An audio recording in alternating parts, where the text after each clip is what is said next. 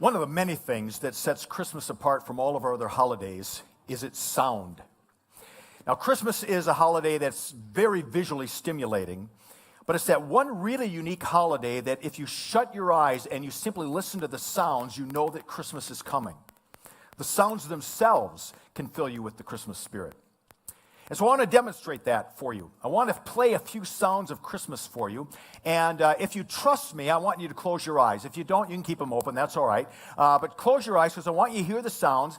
And once you sort of figure out what it is, you can shout it out. But more than that, I want you to sort of hear the feelings that those sounds elicit in you. Because Christmas sounds have a way of evoking feelings in us. All right? Here's the first one.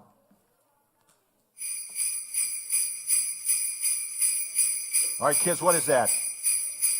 Sleigh bells, jingle bells, right? Okay. Now, even if you've never been on a sleigh ride before, you can probably sense the romance of it. I picture this beautiful, clear sky. It's dark outside, and you're in that sleigh riding around. It's just romantic. It's beautiful. Or maybe you think of the Clydesdale horses on those commercials, or you think about Santa Claus up on your rooftop getting ready to come down the chimney or sneak in the back door, however it is he gets into your house. All right, next one.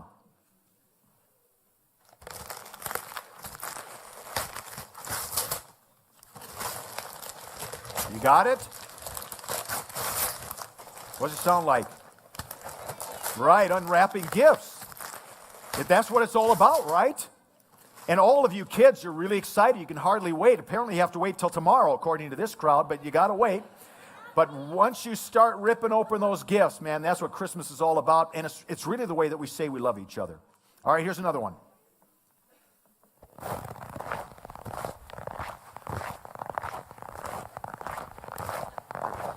If you're from Minnesota, you'll know what this is. Walking in snow. Excellent. Is there anybody here who's never walked in snow before? All right, a few of you, okay? It's one of the best sounds, isn't it?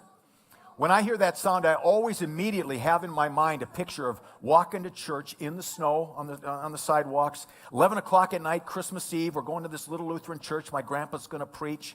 And, of course, in my mind, it's that beautiful night. You can see all the stars. It's about 30 degrees and full moon. Probably never like that, but that's what I feel, and that's what I see when I hear that. All right, here's the last one. This would be pretty obvious. All right, Christmas carols, songs. Of all the sounds of Christmas, it's the music that sets Christmas apart from all the other holidays.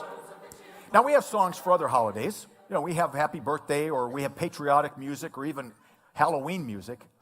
But KEZ and Cool FM are not playing 6 to 7 weeks of wall-to-wall patriotic music leading up to the 4th of July. They're not playing 6 to 7 weeks of wall-to-wall Halloween music or wall-to-wall manly music for that big holiday Father's Day that comes in June. But they are playing 6 to 7 weeks of wall-to-wall Christmas music because that music is so evocative, because it creates certain feelings in us, and it stirs up in us a yearning for something that we know is there deep in those songs. Some of you have heard me tell the story before. It was written by Philip Yancey. It's a story of a girl who's about 15 years old. She lives in Traverse City, Michigan with her father. And the more she moves into her teenage years, the more she and her dad fight. She thinks he's too old-fashioned. He believes that she's trying to grow up too fast. To her room, she slams the door, she locks it, she packs up a backpack, climbs out the window, and runs away. Now, she figures the best place to go where Dad would never find her is Detroit. You can get lost in Detroit.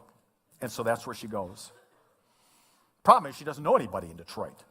Doesn't know where to go. But as fate would have it, or so she thought, while she's standing on the street corner, a man with the biggest car she's ever seen drives up and offers her a place to stay, free. And it's a beautiful place.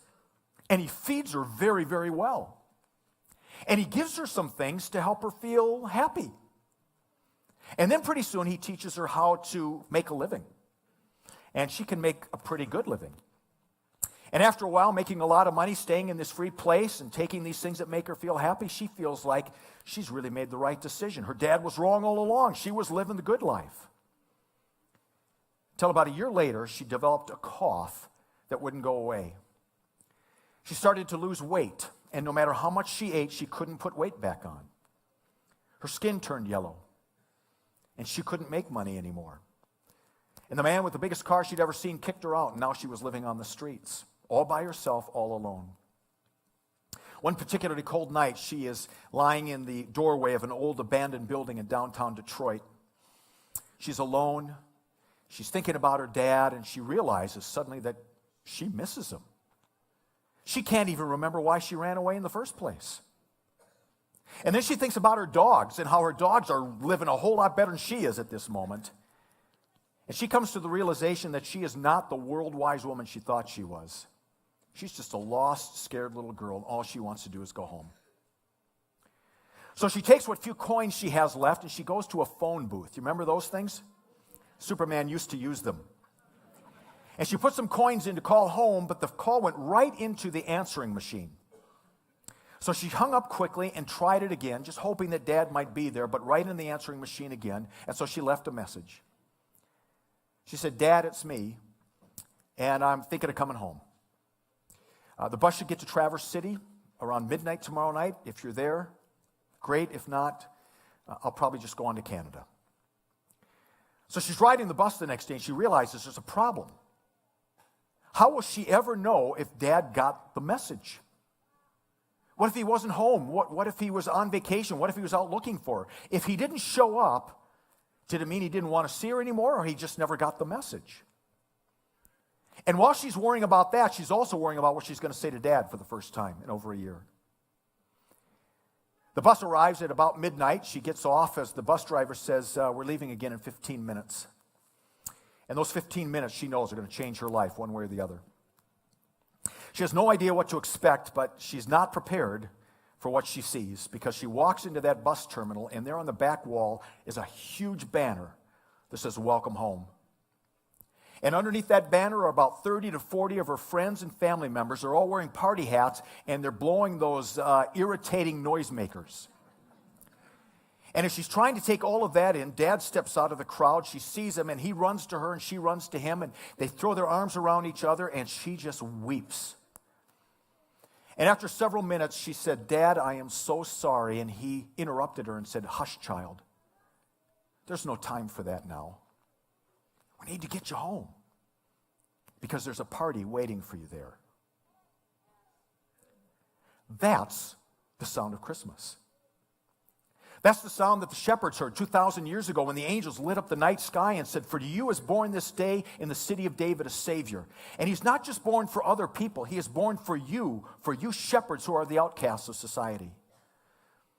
It's the sound that the prodigal son heard from his father in that great story that Jesus tells. This father who runs to his son, who has hurt him, who has shamed the family, and he throws his arms around that son and essentially says to him, "I love you, you are my son, and nothing will ever change that."